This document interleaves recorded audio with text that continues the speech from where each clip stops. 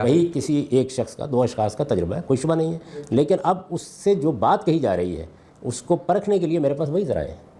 یعنی جو بات کہی جائے گی اگر وہ خارجی دنیا سے متعلق ہے تو بنائے استدلال تجربہ اور مشاہدہ بنے گا. اگر وہ عقلی استنباط سے متعلق ہے تو وہی فیکلٹی جو میرے اندر ہے میں اس کو استعمال کر کے صحت اور عدم صحت کا فیصلہ کروں گا. اگر وہ تاریخی حقائق سے متعلق ہے تو اسی طریقے سے اسٹیبلش ہسٹری فیصلہ کروں گی. یعنی میرے پاس ذرائع وہی ہیں.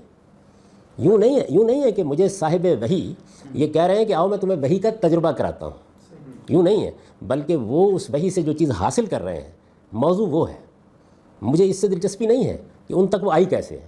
میں آنے کو تو مجھے اس سے بھی دلچسپی نہیں ہے کہ آئنسٹائن کو کیسے یہ معلوم ہو گیا کہ مساوات کیا بنتی ہے، نیوٹن کو کیسے معلوم ہوگا کائنات میں کیسے. یعنی میں نے یہاں بھی ان کے ذریعے پر گفتگو نہیں کی. آپ کسی چیز کو لے لیں، اصل چیز یہ ہے کہ انہوں نے اس کے بعد جو قوانین بیان کیے کیا وہ قوانین ان معیارات پر پورے اترتے ہیں. تجربہ اس کی تصدیق کرتا ہے، مشاہدہ اس کی تصدیق کرتا ہے. آپ دیکھیں اس میں ایک بڑی دلچسپ بات ہوتی ہے. آپ نے دیکھا نا پیغمبروں کے بارے میں کہا جاتا ہے، بلکہ پروفیسی، پروفٹ، یہ الفاظ پیشین گوئی کو بیان کرتے ہیں. ایسا ہی ہے نا یہ بات. سائنس میں بھی حقائق کی تصدیق کا سب سے بڑا ذریعہ پروفیسی ہے.